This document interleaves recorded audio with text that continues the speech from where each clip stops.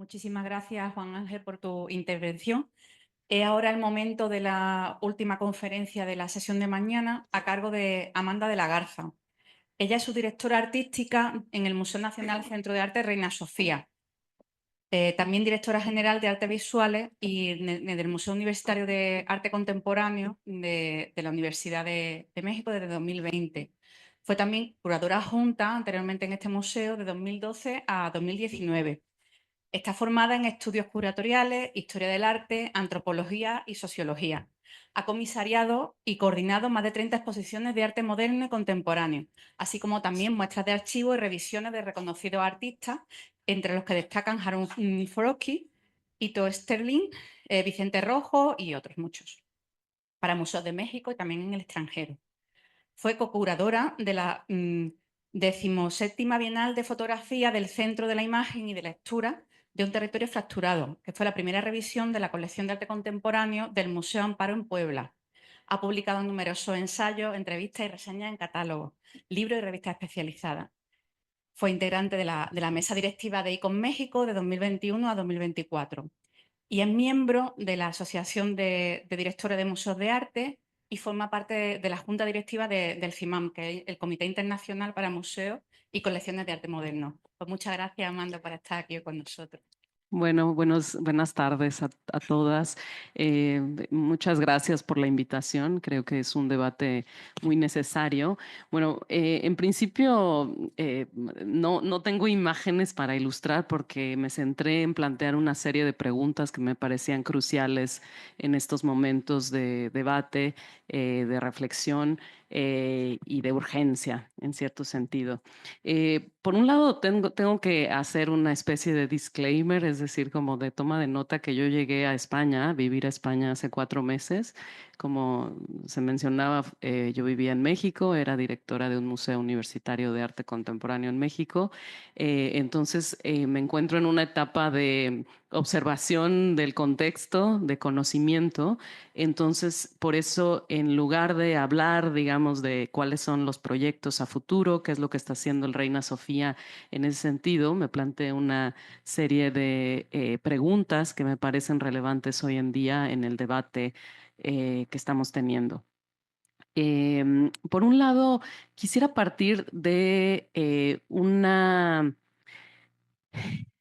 ya lo anunciaba Juan Ángel, que es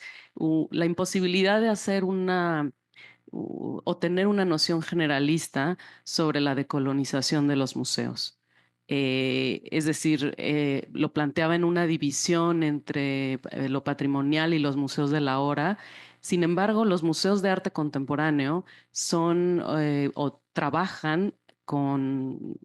artistas vivos, agentes vivos y con colecciones en formación, lo cual sin duda es una característica muy importante y han jugado un rol social muy diferente al de otros museos en términos históricos. La primera diferenciación que para mí es clave y que apunta también al debate sobre la definición de museo que ha surgido en el ICOM y que, bueno, se trató de establecer un consenso, pero creo que si se me permite decirlo,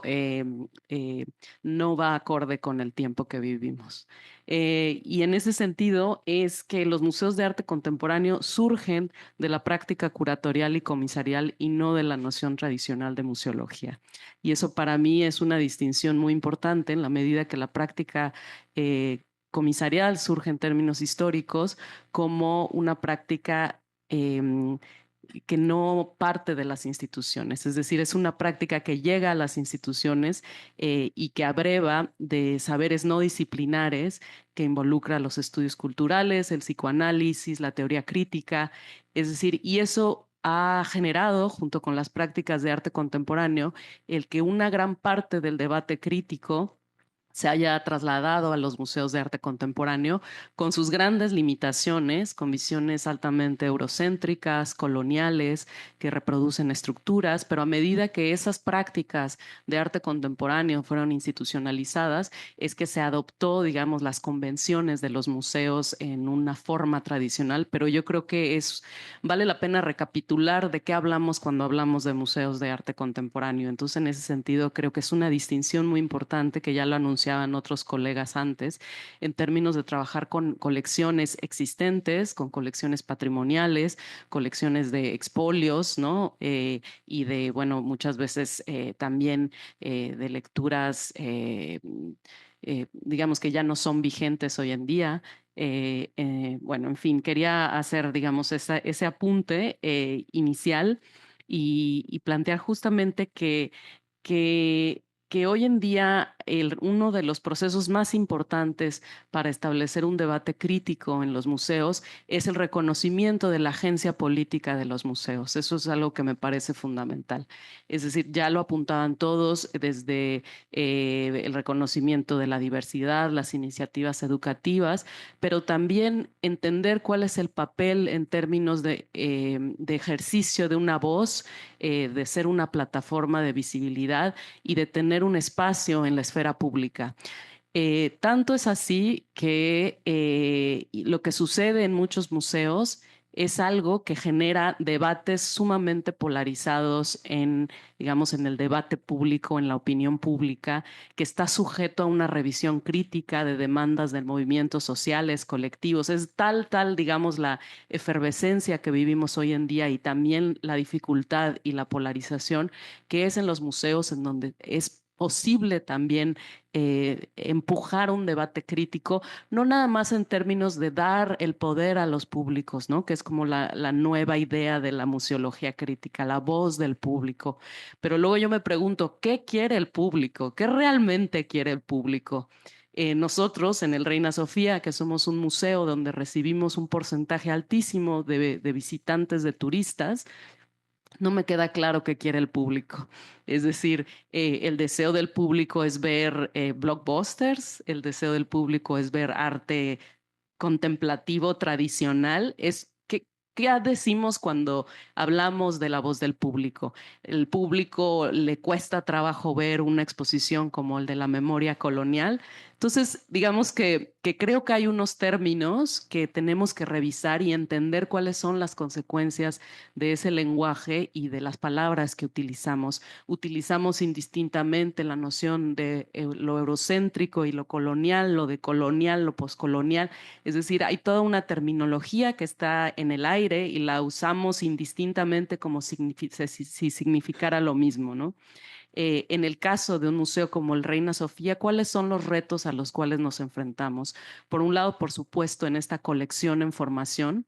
que ya en otro contexto en el que mencionaba Juan Ángel sobre el simposio de la exposición de la memoria colonial, en donde mi compañera Suset Sánchez, que está aquí, ella es conservadora del Servicio de Arte Latinoamericano, que ella presentó de una manera muy cabal una revisión sobre esta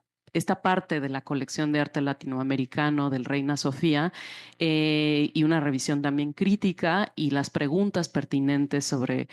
qué significa. Por un lado, establecer que por primera vez el Reina Sofía tiene dentro del equipo de colecciones o de la estructura del área de colecciones un servicio de arte latinoamericano frente a los otros servicios que corresponden al esquema de las bellas artes, ¿no? Escultura, dibujo, etcétera. Bueno, escultura, instalación y por supuesto de las nuevas prácticas, video, performance, etcétera. Pero es el único servicio dentro de la estructura general del museo que habla, digamos, de las prácticas artísticas que se producen en una determinada región. que eso también en cierto sentido podríamos tener un debate crítico si una categoría geográfica y no geopolítica establece un debate crítico sobre lo que se produce en en un determinado contexto artístico. ¿Cuáles son los lugares a donde nos gustaría ir en ese sentido? Y que sentimos que no nada más el Reina Sofía, sino muchos otros museos y en ese sentido digamos, la memoria colectiva aquí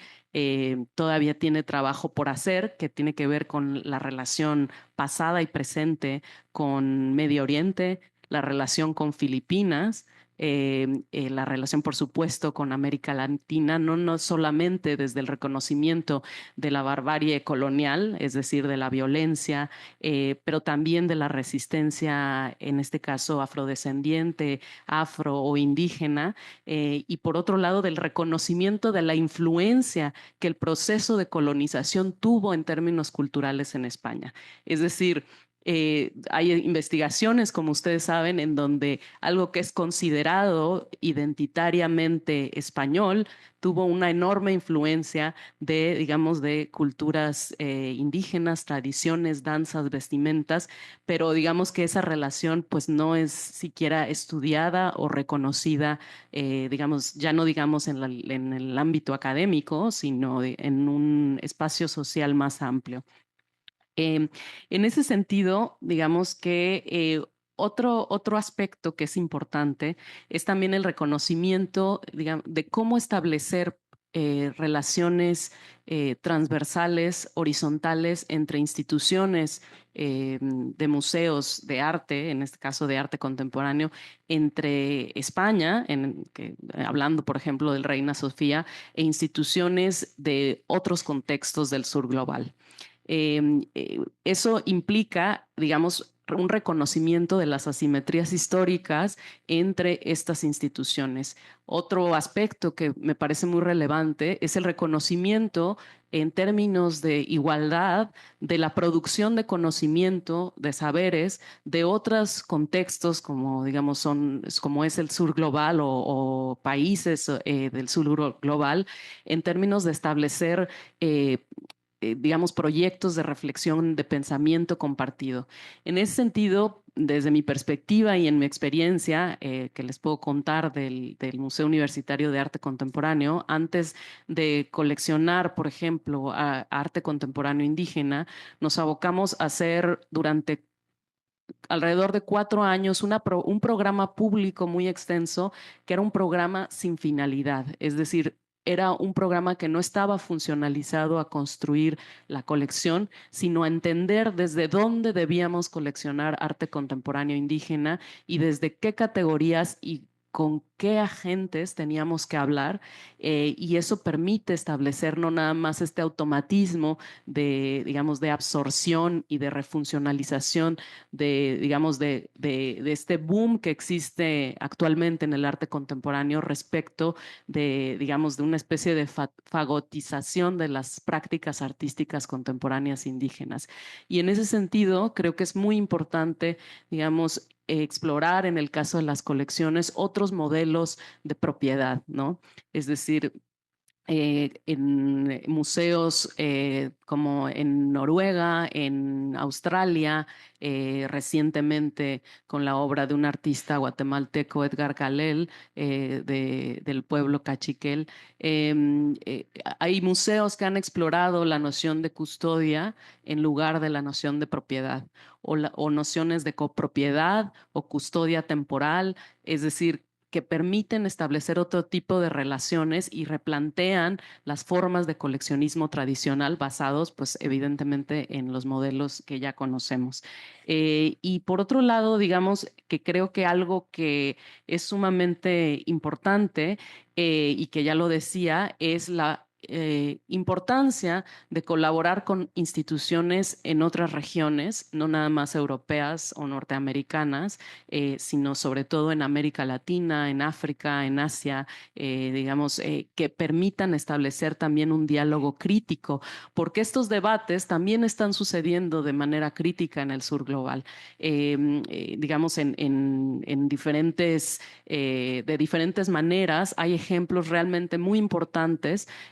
de participación de comunidades originarias a lo largo y ancho de las Américas, en México, en Brasil, en Canadá, en Estados Unidos, que permiten tener una perspectiva muy amplia y mucho más abierta de cómo se establecen en otros contextos los procesos de decolonización, que digamos,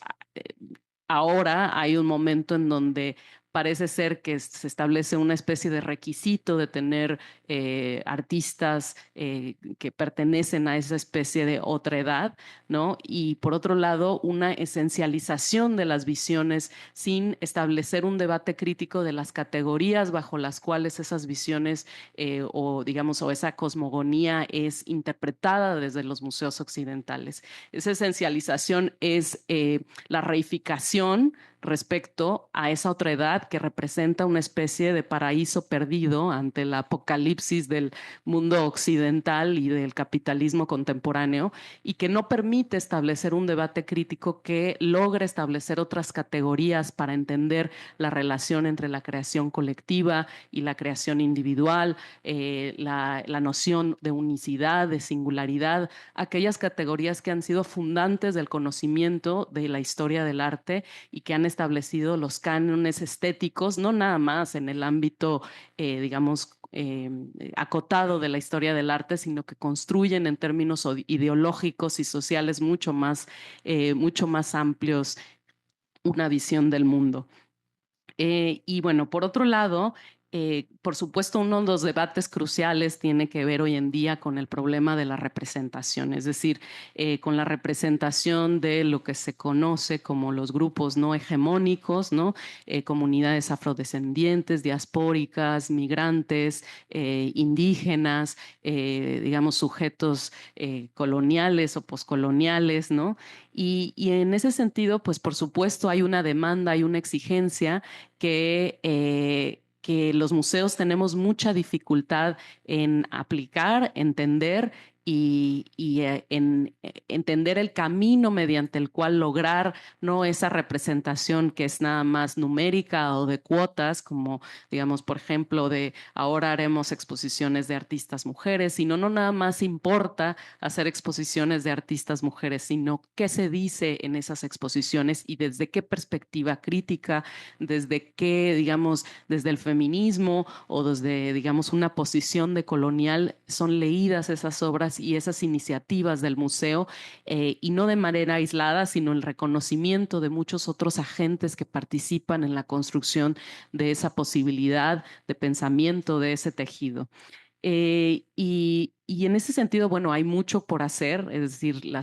la política cultural de las cuotas de representación, pues es un inicio que permite establecer al menos un principio, pero es realmente insuficiente. El problema es que hay una serie de disparidad muy grande entre, por un lado, establecer, digamos, en donde en algunos lugares no hay siquiera la idea de que deban existir, digamos,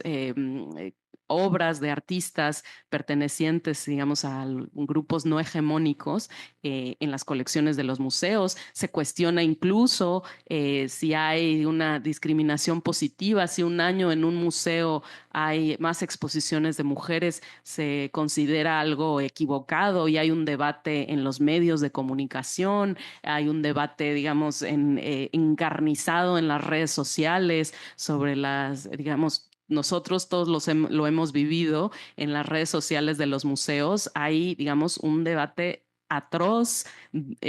totalmente envilecido, que tiene que ver, como con lo que decía antes, con esta, digamos, polarización social. Y en ese sentido, creo que es muy importante, digamos, pensar de qué manera avanzamos no nada más sobre este problema de la representación, sino lo que ya han dicho y se ha dicho en otros contextos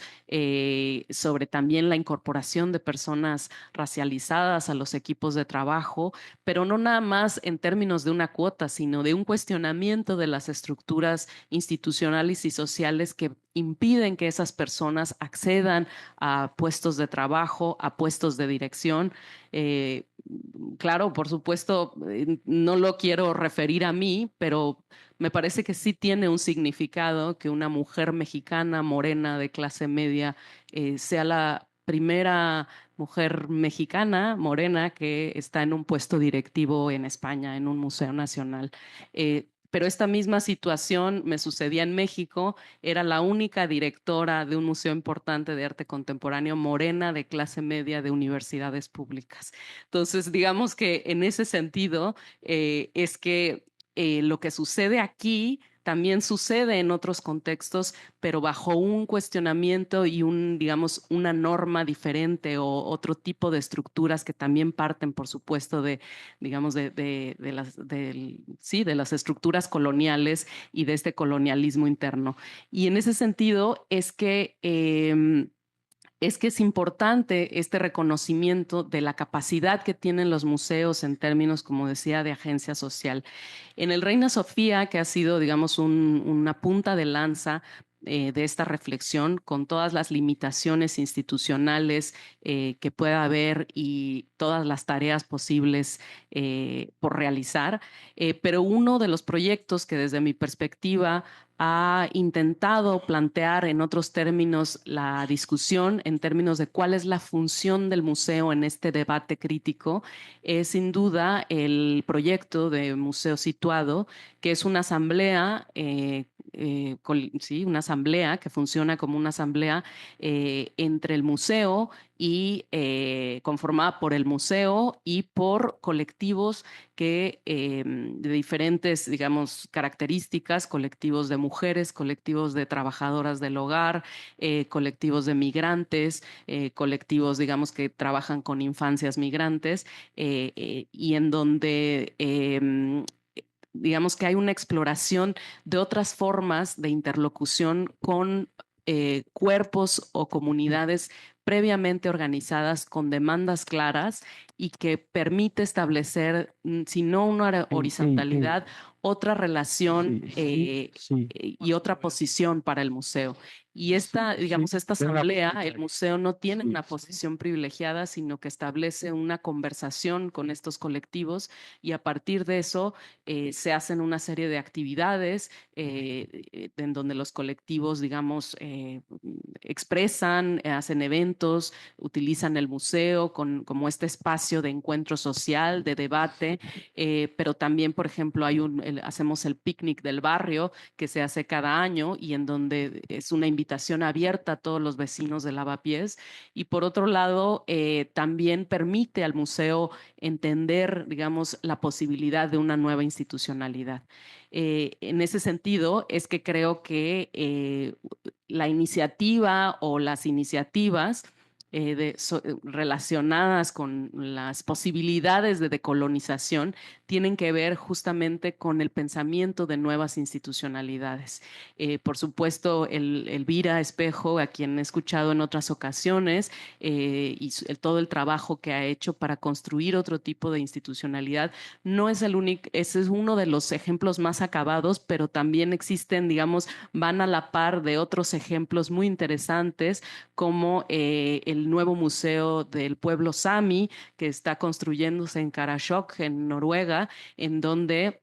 se debate, es el propio Parlamento Sami, los representantes del Parlamento Sami, quienes están construyendo desde cero un nuevo museo en donde se debate críticamente y en donde no existe esta distinción, por ejemplo, entre arte y artesanía. Y es lo mismo, digamos, en otros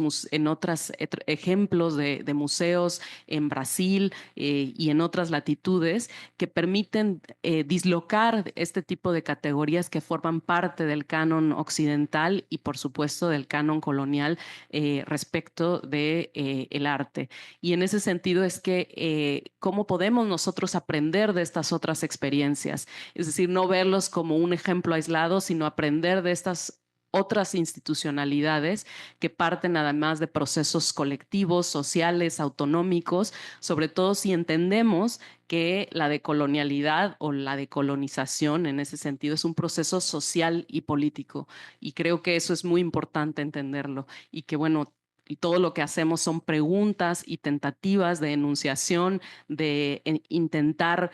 transformar el lugar desde donde hablamos y por supuesto en donde hay toda una serie digamos, para los museos patrimoniales, de reflexiones sobre la restitución, sobre la reparación, digamos, y muchos problemas prácticos, políticos y complejidades que acompañan este proceso histórico. Sin embargo, en medio de este debate, los museos estamos llenos de miedo. Llenos de miedo a equivocarnos en términos del lenguaje, en términos de la corrección política, en términos de la moralidad existente hoy en día y de la sensibilidad pública que existe y también de el desajuste de las relaciones de poder en términos de lo que ya mencionaban otras personas, el museo como el Olimpo de las artes, como este lugar de, digamos, privilegio social y de privilegio, digamos, de enunciación. Y entonces en ese sentido es que vivimos con miedo y cautela ante todos nuestros pasos y en muchos colegas que trabajan en museos europeos, en museos norteamericanos, vivimos, ahora que, bueno, no sé si decir vivimos, pero vivimos con culpa. Y, digamos, lo quiero decir así, parece muy banal decirlo, pero desde mi perspectiva, eh,